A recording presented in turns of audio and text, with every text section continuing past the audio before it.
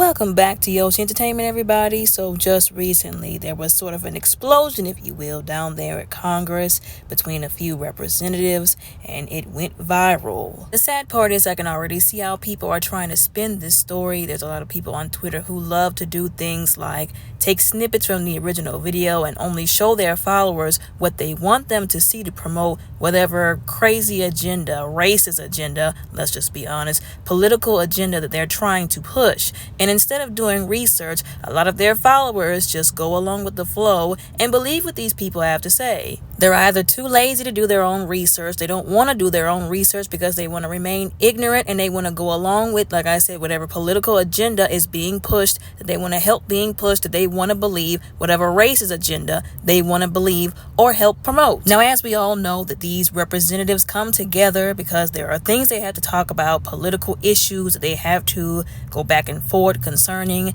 All we can actually do is hope and pray that they'll do the right thing and actually get something accomplished. But unfortunately, you have people who would impede that because of their own immaturity, disdain, and whatever they're trying to accomplish that has nothing to do with the political issue at hand. Now, the reason why I said that is because of what happened with this particular scenario. So these people were going back and forward. Of course, there's debating that must happen sometimes. There was a black representative by the name of Jasmine Crockett. She had spoke her piece. Everything was, for the most part, fine until Marjorie Taylor Greene, which this comes as no surprise to me after some of the things that I have heard and researched about this woman, had the audacity to say what she said. Now, if you disagree with somebody, by all means, but there's a right and a wrong way, as I've always said, to do things. There's a respectful way and a disrespectful way to disagree with somebody. As it quite plainly states right in this article, after the initial back and forth, Marjorie Taylor Greene was the one who took it upon herself to be disrespectful towards Representative Crockett with what she said. And I quote, she told this black representative, and I quote, "I think your fake eyelashes are messing up what you're reading." I don't care how anybody thought that was funny. It's not funny. While y'all are sitting up here wasting people's money and time and y'all supposed to be doing y'all's jobs as politicians, you're attacking people's physical appearance. There's nothing funny about that. As a matter of fact, the joke is really on the average American citizen. Again, while they're up here not doing their jobs, wasting people's time and money when all hell is breaking loose in our government, we're the laughingstock of the world. She's over here cracking racially loaded jokes. Even Representative Jamie Raskin said, "Now, Miss Greene, that's beneath even you." And he said even because, once again, this woman has been known to say and do some wild, crazy mess. That man said, even for somebody like you, that was beneath you. That was below the belt. And they were trying to get her to take accountability and at least apologize. But apparently she was too good to apologize to that black woman for what she chose to let come out of her mouth. And then they established, even Cortez established, okay, you're not about to sit up here and disrespect this woman in front of everybody. These white people that are sitting next to you who blatantly let her do that, they can let you do that, but I'm going to hold you accountable. If we're going to be honest, that's essentially what she said without saying it, because we all watched that video and we saw those men sit there while she said what she said, and they did not hold Marjorie Taylor Greene accountable for it. Actually, as a matter of fact, the only one who did try to hold her accountable other than Ms. Cortez was Representative Raskin. She even tried to demand, as it says right here, that her words be taken down from the record. So basically, she wouldn't be able to speak for the rest of the session. And I was in agreement with that. If you can't say something respectful, if you can't get your point across without attacking somebody's physical appearance, which has nothing to do with what y'all are there for, again, wasting people's time and money, then you don't need to speak. You need to be quiet because you're not bringing anything to the table here except disparity and disrespect. And again, after all of that, trying to hold her accountable for what she did with no help from the main people, the men sitting there whose responsibility it was to shut her down, but didn't because we all know why, she still had the audacity to be disrespectful and even said she wasn't going to apologize. I mean, it's one thing to not even acknowledge what you did, but to also say you're not going to apologize and to stand on business about that, so to speak. Despite all of that, like I said before, they still tried to move on. Representative Raskins tried to get them back on track. And then, of course, Marjorie Taylor Greene, for some reason, just would not let it go. Again, I don't see how people could sit here with the video proof and not understand that this woman was the one causing the problems. She even went so far as to call Cortez unintelligent because she didn't want to debate her. And I quote, "Why don't you debate me?" Miss Greene said to Miss Cortez. "I think it's self-evident," Miss Cortez replied. "Yeah, you don't have enough intelligence," Miss Greene said. Like I said before, that was completely unwarranted, completely disrespectful. Quite frankly, I feel like the woman just didn't want to go there with her because she already knew what kind of time, if you will, she was on. And she just didn't want things to blow up, to escalate again. Quite frankly, I feel like she was trying to de-escalate the situation by just not going back and forward with her, but clearly that was too much like right, or mature for that matter, for Marjorie Taylor Greene to handle. And once again, Cortez was saying, that's another request to strike, what she was saying, but it didn't seem like they wanted to do it. Now, it was after that comment and them not seemingly want to, I'm just putting together what I saw in the video, strike what she said, that's when Representative Crockett said what she said. People, like I said, tried to clip the video and make it look like she was just saying what she said out of spite or to be ghetto, which I thought was very disrespectful to paint her in that light, but didn't want to include the very beginning where this woman was just talking out of turn to all the women in the room. Well, women of color, let's just be honest, in the room. Now, if I'm understanding this correctly, which is why I don't involve myself in politics, I just call out the truth as best as I know how. But if I'm understanding this correctly, because they didn't strike what she said and basically tell her if you can't be respectful, you are going to be excused from this, or you're just not going to be allowed to have anything to say. Basically, that opened the floor for them to be able to just say whatever, essentially. And since they made it that way, basically Representative Crockett said, well, since we're going to be saying stuff about people's appearances and insulting people, she basically said, and I quote, "I'm just curious just to better understand your ruling. If someone on this committee then starts talking about somebody's bleach blonde, bad-built butch body, that would not be engaging in personalities, correct?" And then that's when it all exploded all over again. Now, I want people to understand something, because people were real quick to say that this black woman should have just basically shut up and take what was going on. Oh, she should have been more mature. She should have let it go. This is a woman problem. This is why we don't let women in these positions. First of all, there have been men who have hurled insults at each other, politicians.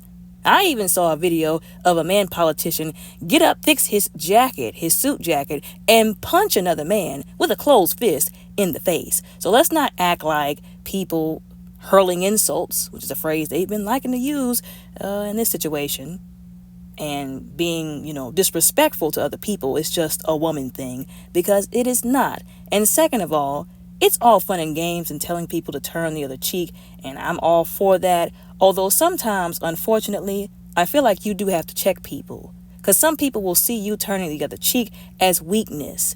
And instead of saying, oh, it's nice that they didn't actually disrespect me back and say something back that, could have been disrespectful, I was being immature, they were trying to be mature and de-escalate while I was escalating, they'll see that as a sign that they can get away with more. Somebody has to check somebody at some point in time, and the people who were supposed to be doing it didn't seem like to me they were going to, or that they wanted to at all anyways. But once again, whenever she said what she said, that's when it all turned into a problem. This is what I don't get about these people. And this is why, like I said, I try to stay out of the politics things, because there's a lot of racism going on, a lot of people being partial and biased in these situations. And not just that, the fact that it all gets overlooked and overshadowed is all just disgusting to me. Now, another thing that happened is allegedly, Marjorie Taylor Greene's boyfriend got onto the internet and posted, and I quote, "She's beautiful, intelligent, and has more class than you'll ever had," and had the audacity to tag Representative Crockett and Cortez. Now, I get it, this desire to defend people who's your partner, your family member, your friend, somebody who looks like you, all that kind of stuff. But defending people in their wrong simply because they look like you, they're the same race as you, they're your partner, the same gender, this era where we do that needs to stop, because it's wrong. Like I said, I get him wanting to stick up for her, but clearly your girlfriend was in the wrong here, and you didn't even have the common decency to acknowledge that. Just because you like them, you're in a relationship with them, you identify with them, you're related to them in some way, does not mean you gloss over what they did wrong. I would have respected him a whole lot more if he would have said, hey, don't be talking about my girlfriend like that. That's not okay. Now, she said some stuff she had no business, but don't be talking about my girlfriend because that's my girlfriend. But again, he didn't even acknowledge that his girlfriend was the problem in the situation. And the sad part about all of this is because of all these people who essentially stuck up for her for all of those reasons we discussed, the partiality, the identification, etc., she never got held accountable for what she did. She never received any repercussions, let's just be honest, which then further enables people like her to continue to act and behave in the ways that they do towards other people. Like I said, it's just disgusting to watch, quite frankly. Now, there was one thing I found kind of interesting, as this article states, and I quote, "Only one Republican sided with the Democrats in attempting to silence Ms. Greene, Representative Lauren Boebert of Colorado, herself a rabble-rouser, but one who has little respect for Ms. Greene." And the reason why I wanted to point that out is because, once again, I've said this in the past, people want to make it seem like all Republicans and Democrats are at each other's throats. All leftists and all right-wing individuals are at each other's throats. All conservatives and all liberals are at each other's throats. That is not the truth. Every once in a while, it would seem, they can actually get along and agree on something. This is another reason why I keep telling people to not tap too deeply into this politics thing, because if you ask me, it is an agent of division. I understand that people take sides because of differing views, policies, ways of life, thinking, methods of thinking, so to speak. But again, politics is being used to divide people. And there is too much going on in the United States of America, too much going on in the future, will be going on, for us to be that divided over that many different things. Just too much. She also did acknowledge, and so far she's the only one who I've seen acknowledge this, so this is very powerful of an example to set for her to set, that whenever politicians do pop off like that and they end up in these verbal squabbles, it makes all of us look bad. It reflects back on all of us. And she even, according to this article, apologized for that. Like I said, it's a very powerful example to set. But anyways, the situation is given that one black child that was called the N-word for no reason other than because the person that was calling them the N-word was blatantly racist. And then when they went to the teacher to get help and have that one student held accountable, the response was, well, what did you do to them? And them not really wanting to hold the kid responsible. That's what it's giving. And once again, I've said this before and I'm going to say it again. People really need to take a look in the mirror before they have anything to say about another person's appearance. Like, I really don't understand how somebody who looks like one of those Neanderthals from the biology posters in a high school science lab has the audacity to talk about somebody else's appearance. Anything on that person, for that matter. And before anybody tries to defend Marjorie Taylor Greene, let me remind y'all that this is the same Marjorie Taylor Greene who allegedly was following around a mother and the child who was one of the victims, one of those shootings, classroom shootings that went viral, followed them around allegedly, taunted them, mocked them, said that it was fake, that it was a hoax, and tried to turn his situation and what he was fighting for into something that was more about her and her gun laws than what it actually was about, which was him just trying to fight for policies for better protection against active shooters on campuses, to keep children and adults safe in those kind of environments. Now, I'm not going to lie to y'all. When Representative Crockett made that statement, I cackled. I really did. I had to ask God for forgiveness. I really did, because I cackled like a hyena, and I wasn't the only one. Even the men that were sitting there, y'all can say what y'all want to, but they were struggling not to laugh. Or at least that's what I saw.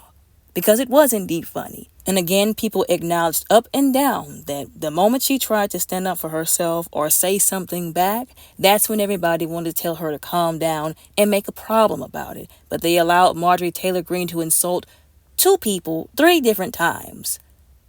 We've got a problem here. Once again, let's please refrain from making this this is why you don't let women in these positions, because again, men have done some of the same things. A prime example is that last blunder dumpster fire of a presidential debate when our current president, before he became our current president, literally told Trump, "Oh man, why don't you just shut up?" And let's also refrain from trying to play the, "oh, she's ghetto, that's why she did this because she's black" card as well, because not only is that racist and disgusting, it's also untrue. Once again, we all saw the video. God gave us common sense and eyes. We should use them. Anyways, y'all, let me know what y'all think about this down in the comments below respectfully. Don't forget to like and subscribe. Y'all all have a very blessed, beautiful, and safe day.